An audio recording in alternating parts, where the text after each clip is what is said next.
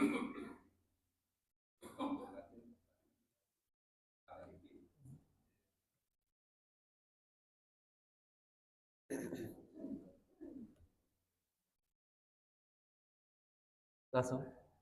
Udah buka? Langsung. Assalamualaikum warahmatullahi wabarakatuh. Waalaikumsalam warahmatullahi Ustaz Amir, alhamdulillah dalam melaksanakan sholat subuh berjamaah dan akan dilanjutkan dengan tausiah yang akan disampaikan oleh Ustaz Sabarudin dengan tafsir tema surat Al-Fifin, Al-Fifin, Al-Fifin pada berjamaah Bapak Ibu. Mari kita bersama mendengarkan tausiah yang disampaikan oleh Ustaz. Wassalamualaikum warahmatullahi wabarakatuh. Waalaikumsalam. Bismillahirrahmanirrahim. Assalamualaikum warahmatullahi wabarakatuh.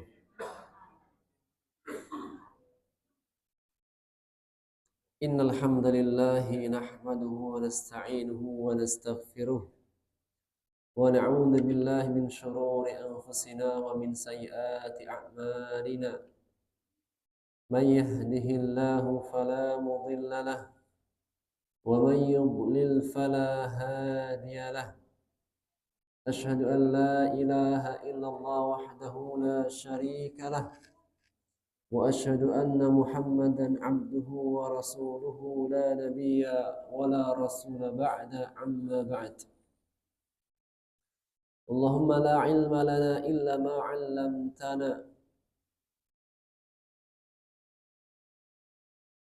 innaka antal alimul hakim. Allahumma 'allimna ma yanfa'una wanfa'na bima 'allamtana wa dhakkirna ma nusina wa ma jahilna wa zidna 'ilma wa fiqha wa amala. Alhamdulillah, segala puji bagi Allah di pagi yang insyaallah pagi yang penuh kemuliaan dan keberkahan. Hari ini tanggal berapa, Pak? Tanggal berapa hari ini? Tanggal 4 Mei bertepatan dengan 6 Dzulqa'dah. Yang bulan Dzulqa'dah merupakan salah satu bulan yang Allah muliakan.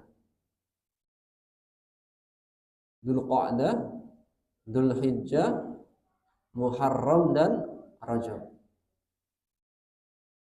Maka semoga kita bisa memperbanyak amal soleh di bulan-bulan yang Allah muliakan.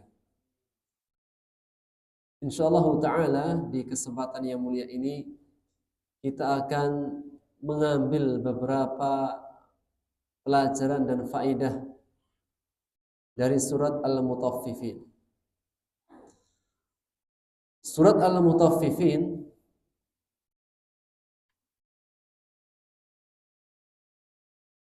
adalah surat yang ke-83 yang terdapat pada juz 30 atau dikenal dengan surat-surat pendek. Yang di pertemuan sebelumnya kita telah mengambil beberapa ayat. Dan yang menjadi pokok pembahasan dari surat Al-Mutaffifin yaitu pentingnya sebuah akhlak. Karena surat ini berbicara tentang akhlak. Di awal-awal dari pembukaan ayatnya yaitu tentang perkara akhlak.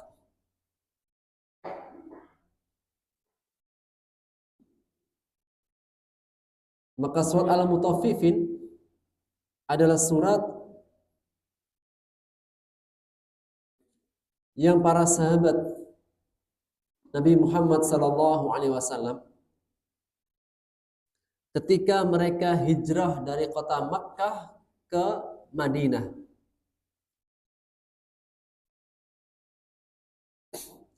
Ketika orang-orang Mekah bermuamalah dengan orang-orang Madinah atau kaum Muhajirin bermuamalah dengan kaum Ansar.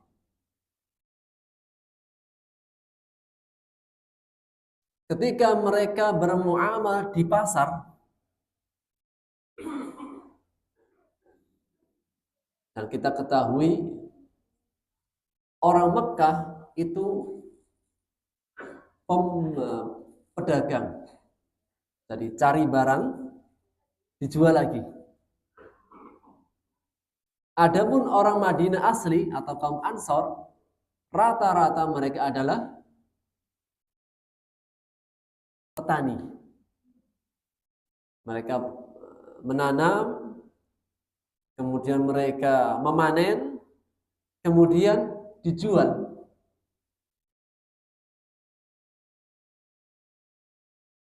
Pembelinya adalah kaum Muhajirin. Orang-orang Mekah memang ahli dalam jual beli. Kata para sahabat, dulu kami ketika pertama kali datang di kota Madinah, kami mendapati orang-orang Madinah itu buruk dalam perkara timbangan. Jadi perkara mengurangi timbangan atau dalam menakarnya tidak baik, itu kami dapati di kalangan Madinah. Tentunya Pak, ya. Terkadang seseorang itu jiwanya baik. Cuma karena sudah bermuamalah dengan komunitas yang keburukannya lumrah, akhirnya terbawa. Maka kota Madinah kalau nakar itu nggak baik. Dalam perkara timbangan, bakhil. Bahkan lebih daripada itu, terkadang dikurangi. Sedangkan pembelinya siapa? Pembelinya adalah kaum Muhajirin, orang-orang Mekah yang sudah lama dalam dagang.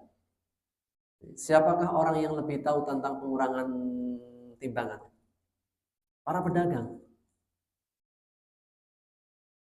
Karena mereka sudah biasa dalam jual-menjual.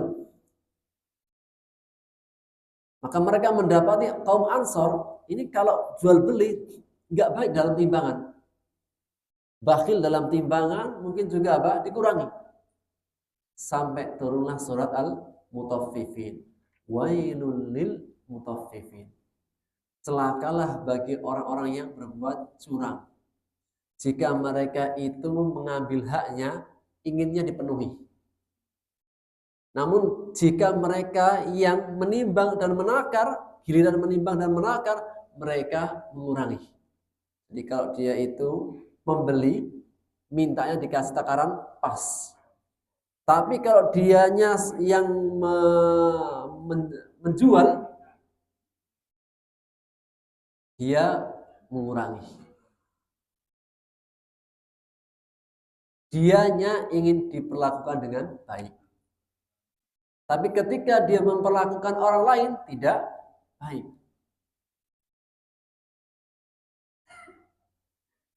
Dianya ingin mengambil haknya, tapi ketika menunaikan kewajibannya, tidak baik. As-Sa'di itu menggambarkan secara umum. Ini ayat, ini surat yang berbicara tentang perkara hak dan kewajiban. Setiap dari kita pasti punya tanggung jawab kewajibannya dan pasti punya hak. Punya hak, mendapatkan haknya, dan dia pasti punya kewajiban tanggung jawab. Meskipun ini ayat berbicara tentang perkara jual beli. Kenapa kisah dalam perkara jual beli? namun dalam segala hal yang sifatnya hak dan kewajiban. Misalnya seorang karyawan ketika waktunya gajian itu menuntut haknya, namun kerjaannya tidak dijalankan dengan baik, juga masuk dalam perkara ini. Atau dalam segala hal, hubungan suami istri, hubungan antar tetangga, hubungan satu dengan yang lainnya, pasti ada namanya hak dan kewajiban. Maka Allah mengancam, celakalah bagi orang-orang yang berbuat curang. Mereka yang hanya mengambil haknya, namun tidak menunaikan kewajibannya yang seharusnya. Ketika turun ayat ini, maka orang-orang Madinah, kaum Ansor yang muslim, berubah keadaannya. Akhirnya mereka setelahnya sangat dermawan dalam menimbang dan sangat bermurah hati. Kapan? Setelah turun ayat. Jadi kalau biasanya itu kalau menimbang, menakar itu apa? Mengurangi. Atau apa? Bakhil. Sekarang enggak. Setiap menimbang, menakar, sudah pas, tambah dikit. Dan ini apa? Ini di antara bentuk al-karam. Itu apa? Dermawan dalam perkara menimbang. Jadi istilahnya apa? Ketika pas dikasih apa? Dikit. Tentunya jangan sampai rugi, Pak ya. Kan orang ketika jual beli kan udah ada untungnya nih. Tapi apa? Dia itu apa? Memberikan tambahan dikit. Saya tambah dikit. Dan ini salah satu di antara kedermawanan dalam dagang. Dan dagang itu luar biasa. Seseorang jika dia dagang, kemudian dia jujur, itu balasannya luar biasa. Rasulullah SAW bersabda, "At-tajirus saduq ma'i fil jannah." Seorang pedagang yang jujur itu nanti bersamaku di surga. Ini kan luar biasa balasannya. Seorang pedagang yang jujur itu nanti bersamaku di surga. Kalau bersama Rasulullah SAW di mana surganya? Tinggi atau sedang? Tinggi. Tapi dengan syarat apa? Ketika dagang jujur. Tentunya beriman. Yang nggak beriman nggak masuk surga.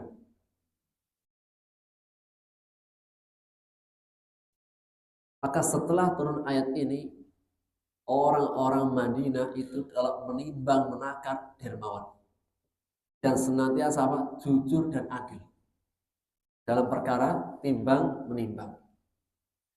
Dan juga dari ayat ini menegaskan tentang perkara menjaga harta. Dalam Al-Quranul Karim terdapat dua surat. Dua surat yang dibuka dengan wailun. Pertama surat Al-Mutaffifin. Yang kedua surat Al-Humazah. Allah berfirman, "A'udzubillahi minasyaitonirrajim. Wailul likulli humazatil." Celakalah, atau wailun, neraka wail. Apa korelasi antara neraka wail dengan kecelakaan? Seseorang jika masuk neraka wail yaitu apa? Wadin bi jahannam, lembah neraka di neraka jahanam. Lembahnya neraka jahanam. Siapapun yang masuk lembah neraka jahanam pasti binasa. Sehingga secara makna wail, celakalah, binasalah, atau lembah yang ada di neraka jahanam. Bagi siapa? Humazatil lumazah, pengumpat lagi pencelah. Hal ini menegaskan tentang ancaman bagi orang-orang yang suka merusak kehormatan orang lain. Atau bahasa sekarang Pak, mencemarkan nama baik. Orangnya baik-baik kok dicemari. Orangnya baik-baik kok difitnah. Ini ancaman neraka. Maka di antara dosa besar adalah mencemarkan nama baik. Apalagi kalau sudah berkaitannya tuduh menuduh perkara zina. Itu apa? Dosa besar yang sangat besar. Di antara 7 dosa besar yang membinasakan, dalam hadis riwayat Bukhari dan Muslim dari sahabat Abu Hurairah, qadful muhsanatil mu'minatil ghafilat. Menuduh seorang perempuan baik-baik yang saleh berbuat zina. Makanya dalam syariat, kalau ada orang menuduh berbuat zina, kemudian tidak mendatangkan 4 saksi, apa hukumannya? Bukan yang berzina, yang menuduh. Yang menuduh kok. Yang menuduh berbuat zina dan tidak mendatangkan 4 saksi, dianya dicambuk 80 kali. Karena nggak gampang perkara apa? Kehormatan. Sehingga hal ini menegaskan tentang menjaga kehormatan seorang mukmin muslim.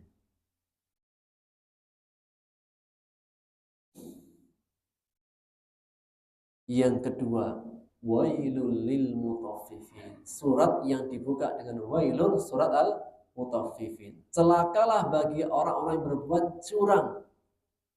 Dalam ayat ini perkara tentang apa? Tentang harta.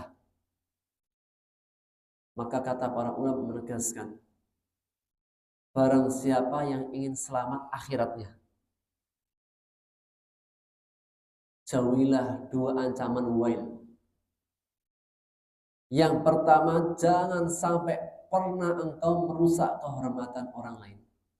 Yang kedua, jangan sampai engkau berbuat zalim terhadap harta orang lain.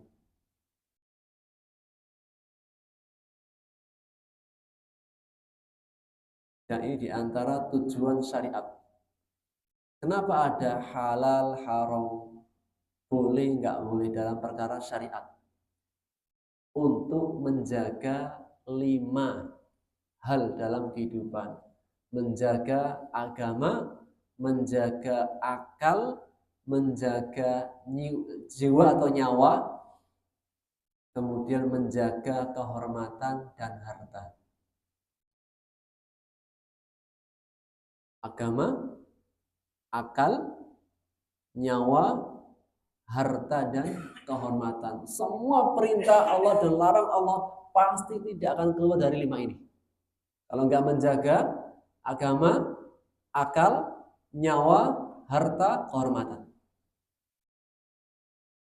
Itulah yang disebut dengan al-maqasidus syari'atil khamsah.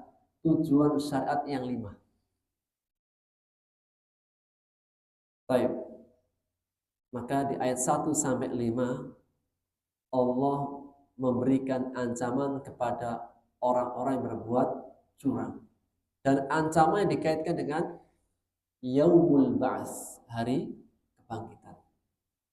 Yang berbuat curang, tidakkah mereka itu takut kelak nanti ada hari kebangkitan? Dan hari kebangkitan Allah sebutkan sifatnya yaumin azim, hari yang sangat besar. Pada hari manusia bangkit menghadap Rabbul Alamin, Rabb semesta alam.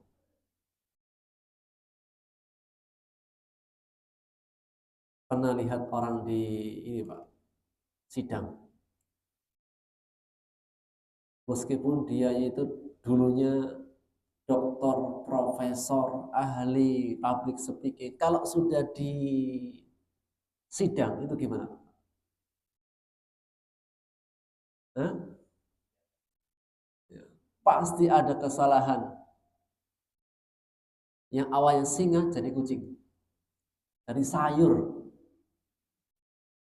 Sehebat-hebatnya seseorang kalau sudah di sidang, dibuka CCTV-nya, dibuka semua data, dibuka semua track record-nya.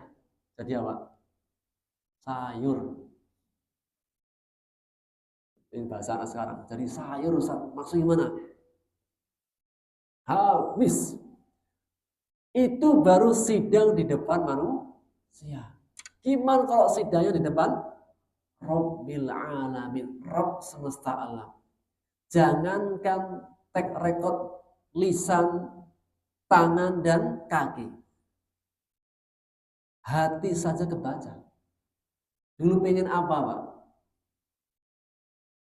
Itu semuanya kebaca.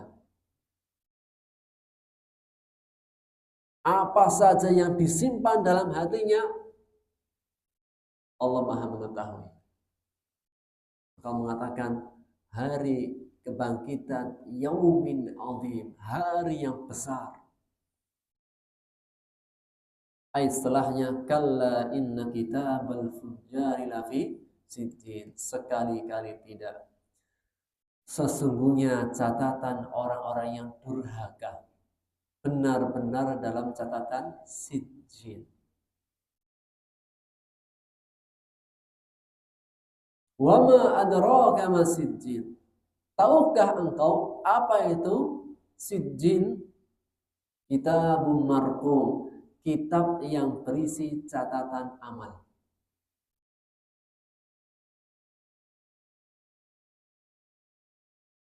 Sijjin secara arti bahasa, tempat yang rendah, sempit.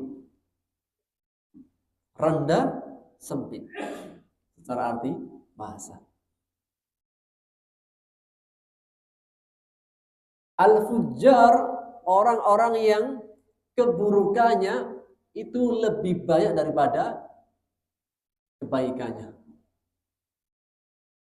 Dan orang-orang yang berbuat curang, Allah masukkan dalam kategori orang yang fujjar, orang-orang yang durhaka. Yang ayat ini konteks awalnya berbicara tentang orang-orang yang berbuat curang. Maka orang-orang yang berbuat curang, mereka adalah orang yang Allah sifati fujjar, orang-orang yang durhaka, fajir. Maka orang-orang yang fajir, catatan kitabnya berada dalam sijjin. Apa itu sijjin? Tempat yang rendah, yang sempit, yang hina. Itulah diantaranya sabda Rasulullah SAW dalam hadis Al-Barra bin Azib ketika mengkisahkan tentang perjalanan ruh. Gimana perjalanan ruh? Ketika seseorang itu kembali ke akhiratnya, terputus dari dunianya. Ya Pak, Rasul menggambarkan tentang perjalanan ruh. Maka seseorang itu ketika wafat didatangi oleh malaikat-malaikat. Para malaikat datang dengan apa? Rombongannya. Setelah datang dengan rombongannya, kemudian apa? Ada malaikat. Setelah datang dengan rombongannya, kemudian baru datanglah malaikat mau mencabut nyawa. Maka dalam ayat Quran mengatakan diwafatkan para malaikat. Di ayat yang lain diwafatkan satu malaikat. Di ayat yang lain diwafatkan oleh Allah. Ketika menghendak wafat, hadir para malaikat rombongan. Kemudian setelah datang semuanya, datang malaikat eksekutor. Siapa? Malaikat maut. Dan siapa yang mematikan? Allah Subhanahu wa taala. Yang memberikan izin untuk diwafatkan adalah Allah Subhanahu wa taala, sehingga tetap bahwasanya siapa yang mematikan? Allah. Siapa yang mengeksekusi? Malaikat maut. Siapa yang menyaksikan? Malaikat-malaikat. Maka orang yang fajir, yang durhaka, yang mereka berbuat curang, yang keburukannya lebih banyak daripada kebaikannya, cabutan nyawanya itu seperti bola bola besi yang penuh dengan duri masuk ke dalam kain yang sudah berurai-urai benangnya, kemudian basah kena air. Ketika ditarik bola besi berduri ini dari kain yang sudah masuk ke dalamnya, yang benangnya berurai-urai basah, gimana? Gimana tarikannya? Susah. Untuk mengeluarkannya itu harus dikeluarkan. Gimana caranya? Ditarik. Gimana apa susahnya? Susah, harus ditarik. Di sekuat tenaga. Itulah apa? Cabutan nyawa orang yang durhaka. Setelah dicabut nyawanya dengan sangat keras dan kasar, karena nggak bisa dengan lemah lembut, nggak bisa dengan perlahan, harus dengan kasar, kuat, keras.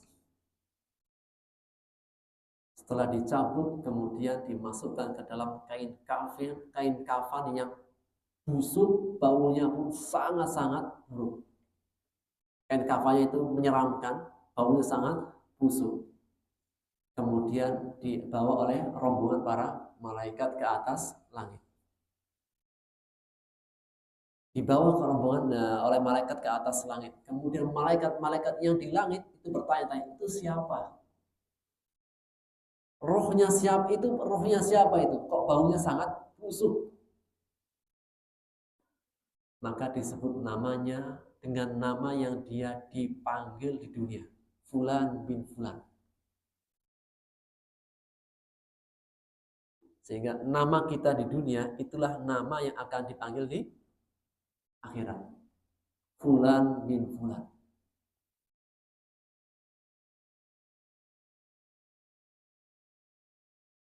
Setelah dipanggil, disebut namanya Fulan bin Fulan, kemudian sampai kepada langit yang pertama. Sesampainya di langit pertama, ada para penjaganya dari para malaikat. Maka para malaikat meminta dibukakan. Malaikat yang membawa rohnya minta dibukakan. Ketika diketuk pintunya, ditanya, siapa? Fulan bin Fulan. Maka penjaga langit pertama tidak membukakan pintunya. Gak boleh. Tidak dibukakan pintunya, kemudian ada suara yang menyeru. Dia hambaku yang berdusta, maka kembalikan dia di dunia. Sehingga pintu langit pertama itu gak dibukakan. Dan itulah firman Allah dalam surat Al-A'raf ayat 40. Allah berfirman, innal ladzina kadzdzabu biayatina wastakbaru anha. Sesungguhnya orang-orang yang mereka mendustakan ayat-ayat kami dan sombong. Berbuat sombong di muka bumi. La tufattahu lahum abwabus sama. Tidak akan dibukakan pintu langit. Tadi kenapa? Di langit pertama minta dibukakan, enggak dibukakan. La tufattahu lahum abwabus sama. Enggak akan dibukakan pintu langit. Wala yadkhulunal jannah, dan enggak akan dimasukkan surga. Hatta yalijal jamalu fisammil khiyat. Kecuali ada onta itu bisa masuk ke dalam lubang jarum. Jadi jika ada onta bisa masuk lubang jarum, baru dibukakan pintu langit dan bisa masuk surga. Kapan, Pak? Kapan onta bisa masuk lubang jarum? Kapan? Ya mustahil. Jika ada onta bisa masuk lubang jarum, maka dia dikembalikan ke dunia. Dan namanya dicatat di catatan yang rendah. Itulah apa? Sijjin. Sesungguhnya catatan orang yang durhaka benar-benar dalam sijjin. Catatan yang rendah, hina. Nah, tempatnya di bawah, rendah. Kitabun marqum, yang dalam sijjin terdapat isi catatan amal. Semua yang tercatat. Kita bisa bayangkan. Jika zaman ini itu ada namanya CCTV yang bisa merekam semua jejak seseorang. Dan itu baru buatan manusia.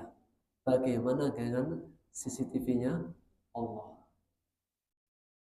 Maka menegaskan wailu yauma idzil lil mukadzibin. Celakalah pada hari itu orang-orang yang berbuat dusta.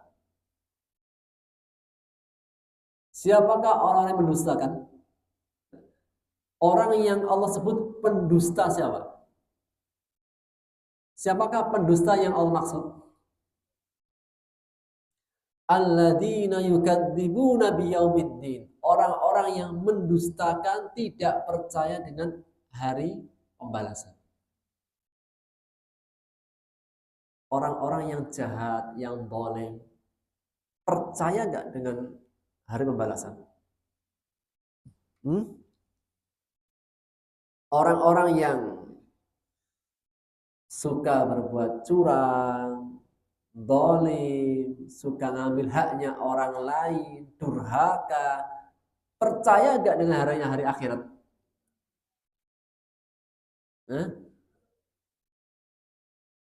Percaya di lisan, namun tidak pada hati dan perbuatan. Dan orang yang percaya dengan lisannya saja, tidak dengan hati dan perbuatan, Allah sebut dusta.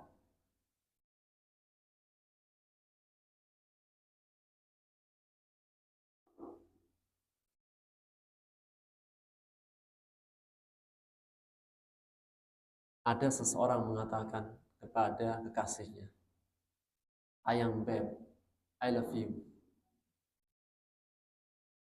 Tapi besoknya selingkuh. Besoknya apa? Dia ke yang lainnya. Cintanya dusta atau benar? Tahu dari mana? Kan udah bilang ayang beb, I love you.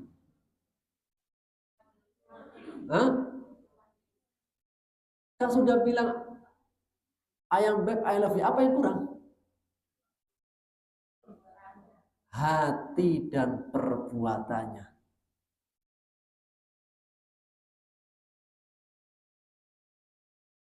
Karena lisan itu baru pernyataan. Dan itu dibuktikan dengan apa? Dengan sikap dan perbuatan. Maka Allah menyebutkan orang-orang yang dusta, yang mereka mendustakan hari pembalasan. Allah sebutkan sifatnya. Orang yang mendustakan hari pembalasan, seperti apa sih sifatnya? Kelihatan nggak? Kelihatan nggak Pak? Orang yang mendustakan hari pembalasan. Perbuatan mendustakan itu di mana? Hati. Nggak ada yang tahu. Namun Allah sebutkan sifatnya.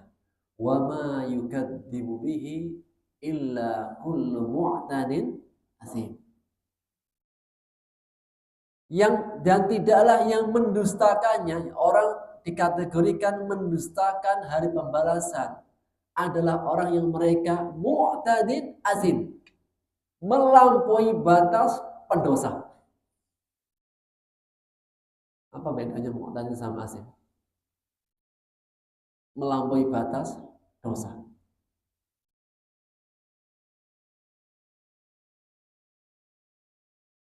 Mu'tadin melampaui batas kepada manusia, dosa sama Allah.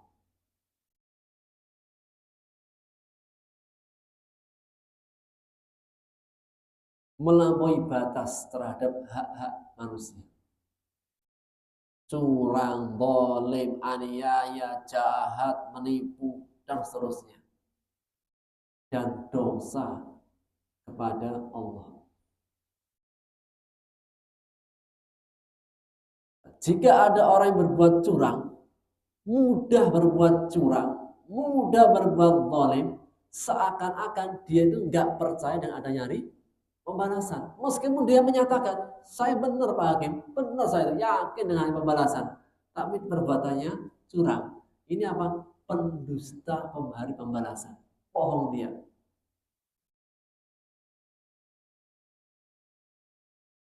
Oleh karena ya, iman orang itu dikatakan mukmin ketika sebatas lisan saja atau hati dan perbuatannya. Pengertian iman itu sebatas saya beriman Pak Ustadz. Udah saya beriman kepada Allah, Rasulnya dan seterusnya. Cukup? Enggak. Harus dibenarkan oleh hatinya dan perbuatan. Jika dia orang mukmin yang sebenar-benar mukmin, dia pasti sholat. Dia pasti zakat bagi yang mampu. Dia pasti berpuasa. Dia pasti menjalankan ketaatan. Kalau dia benar-benar orang yang percaya dengan adanya hari akhirat, hari pembalasan, surga neraka itu ada. Hari kebangkitan itu ada. Hari perhitungan itu ada. Berhadapan dengan Allah itu hak. Jika dia yakin seyakin-yakinnya, dia tidak akan berbuat melampaui batas dan berbuat dosa. Ya, manusia pasti punya salahnya. Pasti pernah berbuat dosa. Namun jika dia orang mukmin ketika berbuat dosa langsung istighfar, bertobat, kembali kepada Allah, insaf, takut dengan dosanya, itulah mukmin. Makanya Rasulullah SAW menggambarkan orang mukmin jika berbuat dosa itu rasa-rasanya apa? Ada batu besar itu yang di atasnya mau jatuh. Gimana Pak? Kalau kita itu lewat di gua, batunya mau jatuh, gimana? Kita takut. Itulah apa? Seorang mukmin dengan dosanya. Namun seorang munafik melihat dosa itu seperti kayak lalat yang mau hinggap di hidungnya. Gimana? Ada lalat mau hinggap di hidungnya. Santai aja. Dia nggak merasa berat. Ada lalat gimana? Belum nempel, santai. Aman, nyaman dengan dosanya. Nggak apa-apa dikit kan. Nggak apa-apa, nggak apa-apa, nggak apa-apa. Bener, datang papanya.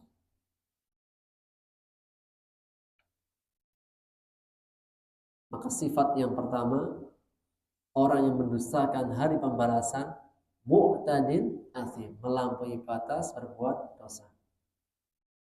Sifat berikutnya, sifat yang ketiga, idza tutla alaihi ayatuna qala asatirul awwalin. Jika dibacakan kepadanya ayat-ayat kami, dikasih nasihat Quran, itu nggak boleh loh. Dibacakan kepadanya ayat-ayat kami, mereka berkomentar asatirul awwalin, itu hanya dongeng-dongeng saja.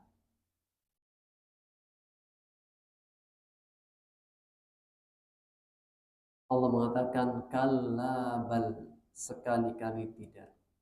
Rona ala qulubihim, ada penyakit ron yang menutupi hati mereka, maka yaksibun, dari apa-apa yang mereka perbuat.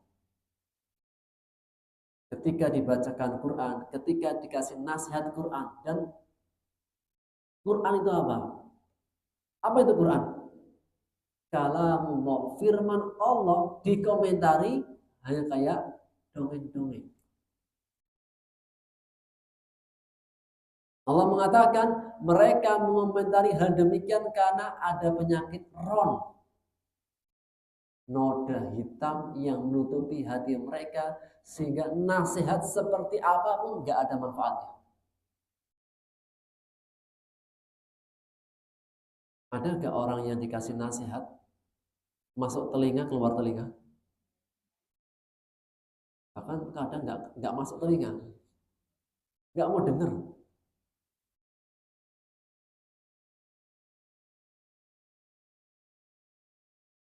Ketika di dunia mereka punya hati, namun hatinya tidak bisa masuk nasihat. Apa balasan nanti di akhirat?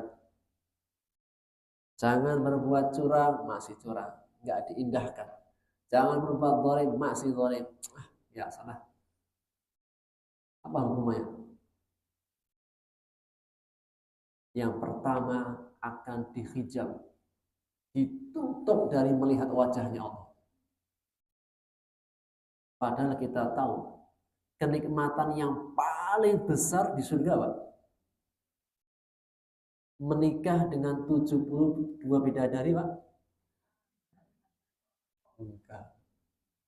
Memakai gelang, kalung, sutra dan seterusnya, Ibu. Nah, kenikmatan yang paling besar di surga adalah memandang wajah Allah. Tuhan, Rob yang selama ini kita sembah itu yang mana sih?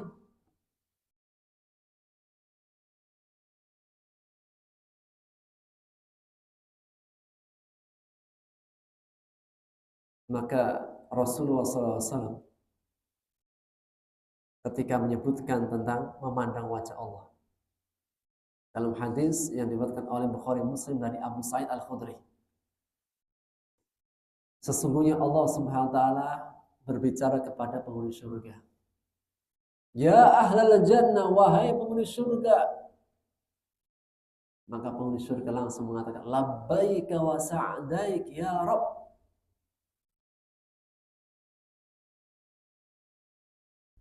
Kebahagiaan di atas kebahagiaan ketika memenuhi panggilan. Labbaik wa sa'daik. Aku memenuhi panggilanmu, wahai Rabb. Maka mengatakan, hal raditum, apakah kalian sudah ridho? Maksudnya apa? Di surga itu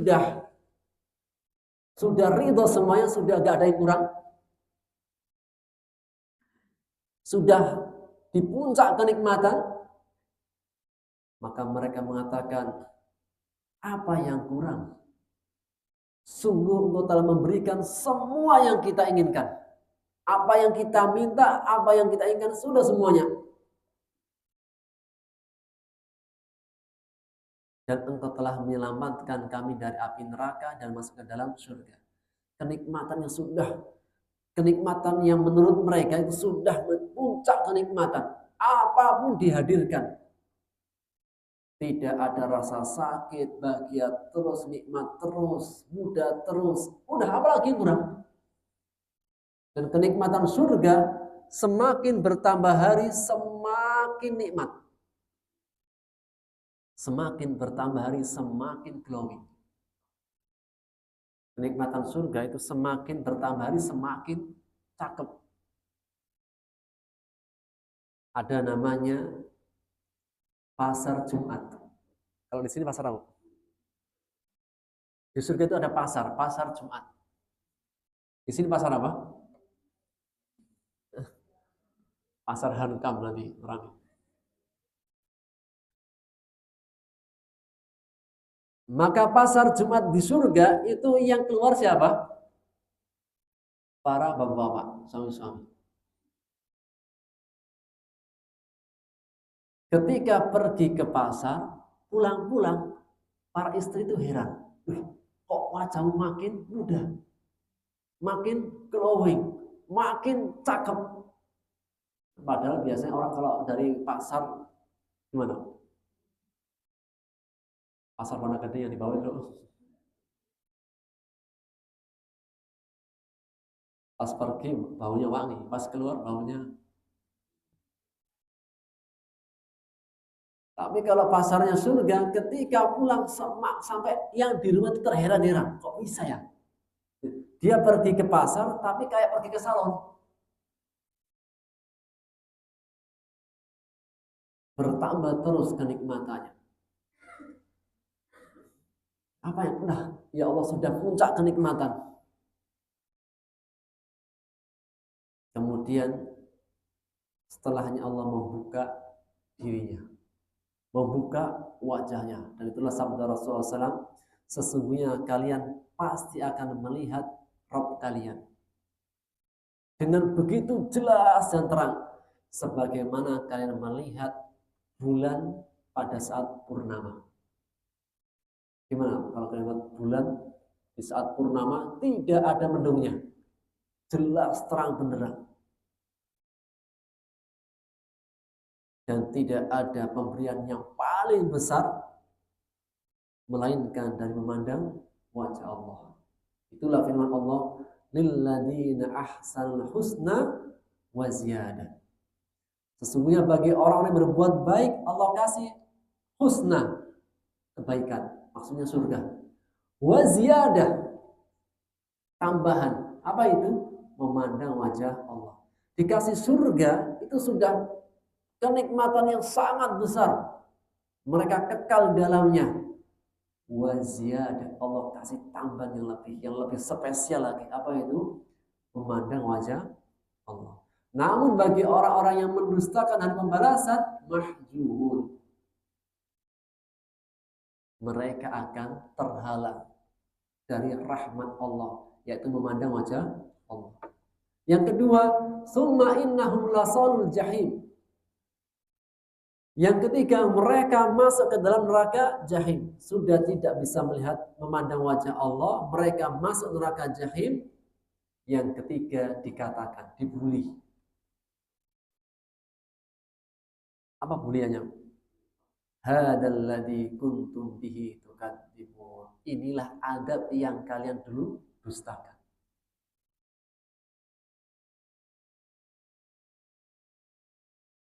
Salah satu di antara adabnya hati itu bulian. Ada orang itu, Pak, batinnya tersiksa karena ucapan manusia. Batinnya tersiksa. Kenapa? Karena ucapan. Oleh karena salah satu yang bisa menyiksa seseorang adalah bulian. Demikian juga di neraka dibuli. Hadalladzi kuntum bihi tukadzibun. Ini yang kalian dulu dustakan.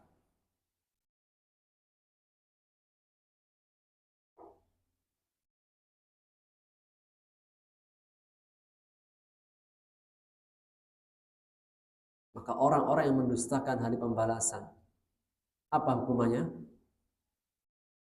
Terhalang dari melihat wajah Allah. Yang kedua, masuk neraka jahim dan dibuli, dicela. Ini yang kalian dulu dustakan. Ayat setelahnya lawannya. Kalla inna kitabal abrari lafi illiyin. Sesungguhnya catatan orang-orang yang baik ada pada illiyin. Dan tahukah kalian apa itu illiyun? Kitabun marqum, catatan amal yang baik, yashhaduhul muqarrabun, yang disaksikan oleh para malaikat. Yaitu pada hadis Barra' bin Azib. Kalau tadi ruhnya orang fajir ketika naik ke atas langit gak dibukakan. Kemudian akan dibuka pintunya jika ada onta masuk ke dalam lubang jarum. Adapun yang baik catatannya, ketika dicabut nyawanya, dihadirkan rombongan para malaikat, kemudian dicabut oleh malaikat maut, seperti keluarnya air dari mulut kendi.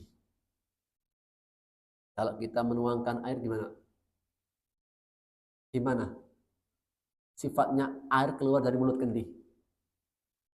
Lembut, halus. Maka cabutan para malaikat ketika mencabut nyawanya orang beriman yang baik itu apa? Lembut, halus. Seperti lembut halusnya air ketika keluar dari mulut kendi. Sampai pada sakaratul maut itu baru sakit. Jadi semua dari kita pasti merasakan sakaratul maut. Apa itu sakaratul maut? Perpisahan antara roh dan jasad. Dinamakan sakro, sakit yang bikin nggak sadar. Makanya bahasa Arabnya teler apa? Sukron. Bukan shin. Sukron pakai sin. Terima kasih Pak. Sukron. Kalau pakai shin, terima kasih. Kalau pakai sin, mabuk. Sukron. Jadi pakai sin sama shin. Kalau syukron, terima kasih. Kalau sin, sukron, mabuk, teler. Maka sakaratul maut, sakit yang bikin orang nggak sadar. Yang kemudian diikuti oleh pandangan mata. Orang kalau dicabut nyawanya kan dari mana dulu? Orang kalau hilang nyawa dari mana dulu? Kaki, kemudian ke atas perut, kemudian ke dada, kemudian ke tenggorokan. Ketika pada tenggorokan itulah firman Allah, hatta idza balaghatit taraqi wa qila man raq. Kalau nyawa sudah sampai tenggorokan kerongkongan, Allah bertanya, adakah dokter yang bisa mengembalikan? Kalau nyawa sudah sampai kerongkongan, raq, hal min raq, adakah dokter terapis yang bisa menyembuhkan? Tidak ada. Kalau nyawa sudah sampai kerongkongan, udah final. Maka setelahnya Pak, bertaut betis kanan dengan betis kiri. Dan kenapa pencabutannya itu dari kaki? Kenapa Pak? Pencabutannya itu dari kaki. Ya dari kepala dulu. Biar tidak lari. Pernah lihat orang motong bebek atau ayam dipotong kepalanya bisa lari? Nah, biar nggak lari. Karena kalau lari nanti bahaya, orang pada lari semuanya. Jadi kalau dicabut dari kaki dulu Bang, udah. Ini manusia. Yang kita bisa adalah manusia.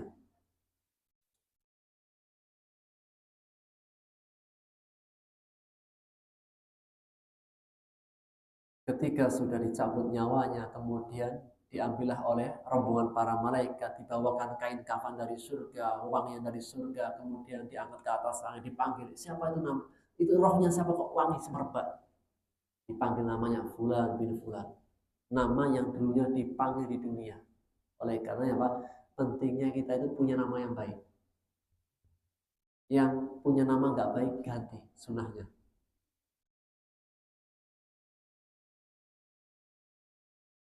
Yang punya nama nggak baik diganti namanya, sunahnya. Jangankan nama orang, nama tempat pun kalau nggak baik ganti yang baik. Contohnya apa? Madinah. Madinah dulu namanya apa? Yasrib. Apa Yasrib? Sedih, sengsara, tercela. Yasrib. Dulu kota Madinah namanya Yasrib. Sedih, tercela, hina. Kemudian datang Rasulullah dan para sahabatnya diganti dengan Madinah Munawwarah.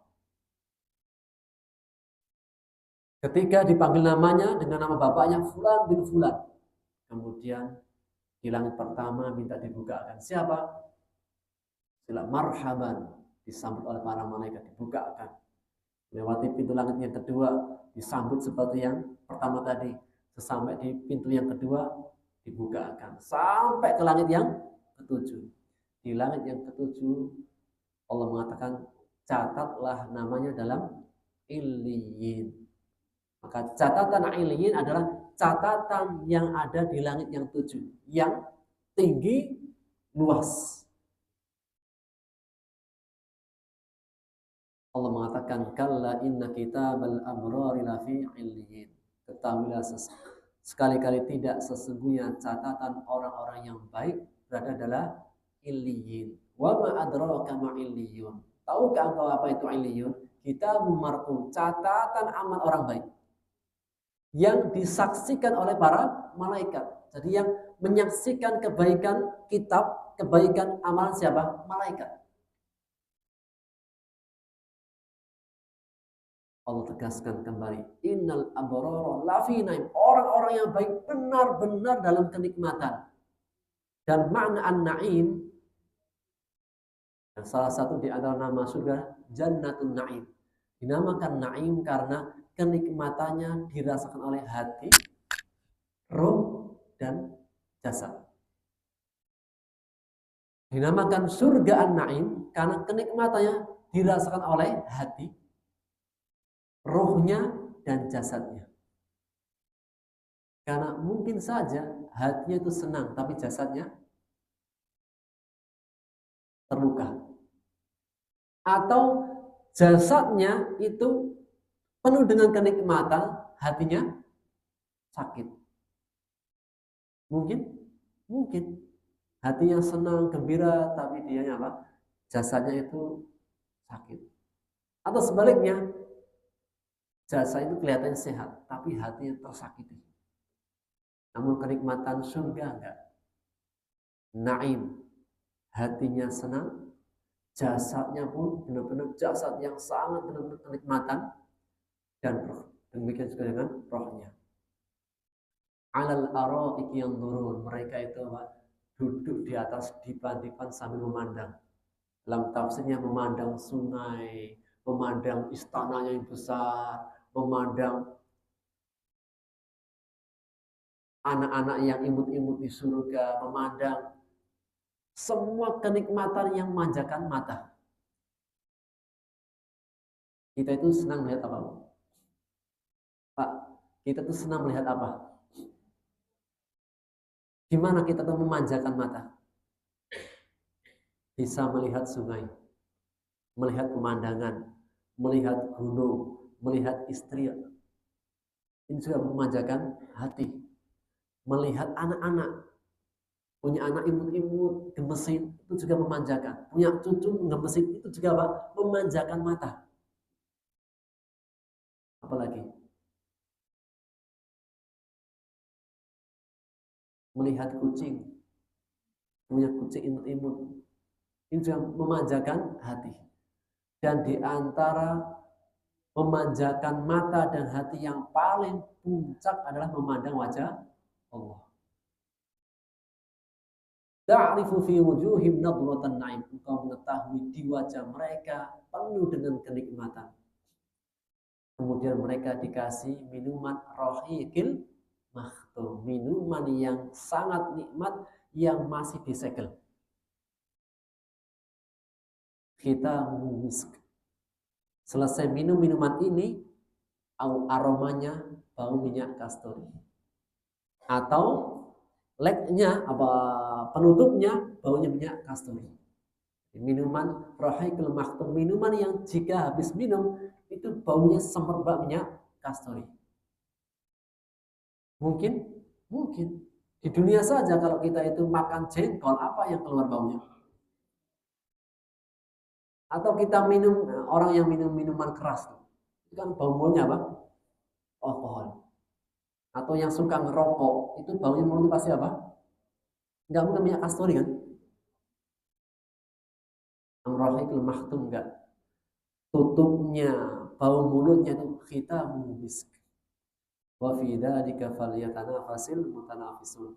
Dan dalam yang demikian itu hendaknya berlomba-lomba. Karena waktunya sudah jam 6. Jadi saya cukupkan dulu. Insyaallah kita lanjutkan di pertemuan yang akan datang. Pembahasan kita pada al-abrar. Setelahnya al-muqarrabin. Ada al-abrar, ada al-muqarrabin. Orang-orang baik, ada yang mereka tingkatannya itu sampai al-abrar. Ada orang-orang baik yang tingkatannya sampai muqarrabin. Jadi apa? Al-abrar sudah baik. Di atasnya orang baik ada muqarrabin. Mudah-mudahan kita semuanya masuk dalam kategori al-abrar dan al-muqarrabin. Wallahu ta'ala bissawab. Ini yang bisa kita ambil faedahnya. Insyaallah kita akan lanjutkan di pertemuan yang akan datang. Kita akhiri dengan doa kafaratul majlis. Subhanakallahumma wa bihamdika asyhadu an la ilaha illa anta astaghfiruka wa atubu ilaik. Assalamualaikum warahmatullahi wabarakatuh.